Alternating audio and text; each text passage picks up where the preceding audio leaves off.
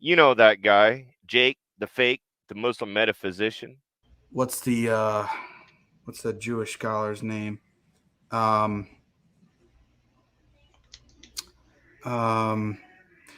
He did an interview with Luis Dizon. if you actually do some research and look at the literature on it, from what I'm able to tell, is that the authors will actually tell you that these things which are claiming to be rooted in Judaism were actually previously rooted in paganism.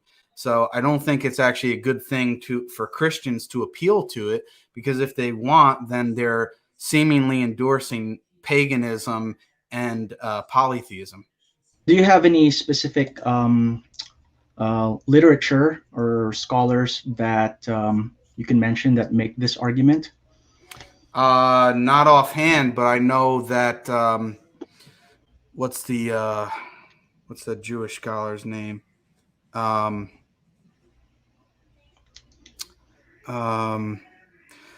Not was it Benjamin Summer? Friends, it's a delight to be here today with Professor Benjamin Summer. An earlier book of his, The Bodies of God and the World of Ancient Israel, were actually previously rooted in paganism. In fact, it's not so pagan.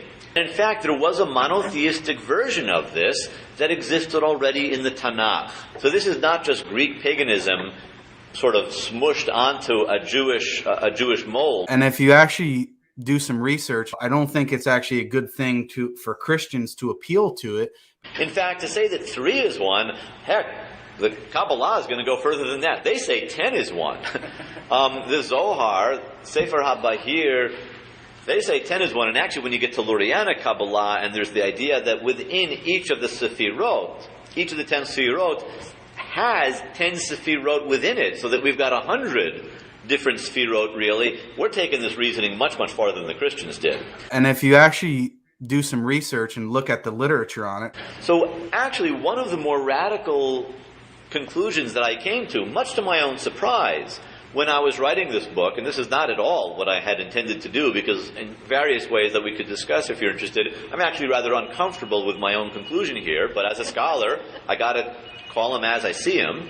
One of the conclusions that I came to my shock, when I finished this book, is that we Jews have no theological objection to the doctrine of the Trinity. I came to the conclusion that we Jews have no theological right to object to the Trinity. From what I'm able to tell. Theologically, I think that the model of the Trinity is an old, ancient Near Eastern idea that shows up in the Tanakh, and that in a different way shows up in Jewish mysticism as well. Jake, the fake. As a scholar, I got to call him as I see him. Benjamin Summer. We Jews have no theological objection to the doctrine of the Trinity. There is a hadith, Sahih Muslim. It starts out by talking about how Muhammad is like the prophets who came before him. And he likens it to someone who builds a house. And it's just about to be made complete. But you need that one final brick, that one final piece of that house to make it complete. So he said, I am that final brick. So Muhammad is claiming to be the culmination, the fulfillment, the continuation of the prophets before him. If it is true that Islam is the fulfillment of what came before it, then how can it depart from the roots, Jewish roots and Christian roots of things such as the multiple persons of God, which Jake didn't touch on, and Jesus being God, or the incarnation, or things like that, theophanies. These things are all rooted in Judaism. Jake is giving the impression that he's actually read the literature on this topic, and one of the scholars he mentions is Benjamin Summer. Does Benjamin Summer actually say that Christian doctrines like the Trinity, does he actually claim that these are pagan? In fact, he says the exact opposite. We Jews have no theological objection to the doctrine of the Trinity. He appeals to a guy who actually contradicts the very thing Jake is saying. He goes on to say, no Jew sensitive to Judaism's own classical sources. He's saying classical sources, not paganism, not whatever Jake was talking about. He's saying classical Jewish sources. Returning to the quote here. No Jew sensitive to Judaism's own classical sources, however, can fault the theological model Christianity employs when it avows belief in a God who has an earthly body, as well as a Holy Spirit and a heavenly manifestation. For that model, we have seen is a perfectly Jewish one. Does he say that it's a perfectly pagan one? No, he's saying it's a perfectly Jewish one. No scholar in this field claims that these beliefs come from paganism. They're saying that it comes directly from the Hebrew Bible.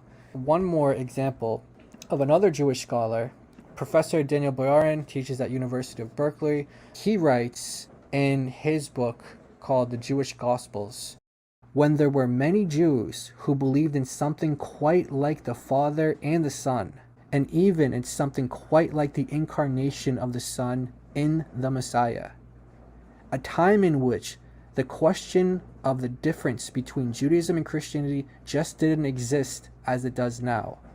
Jesus, when he came in a form that many Jews were expecting, a second divine figure incarnated in a human. The question was not, is a divine Messiah coming, but only, is this carpenter from Nazareth the one we are expecting? Not surprisingly, some Jews said yes, and some said no. Today we call the first group Christians and the second group Jews. It's not a Jewish offshoot of paganism.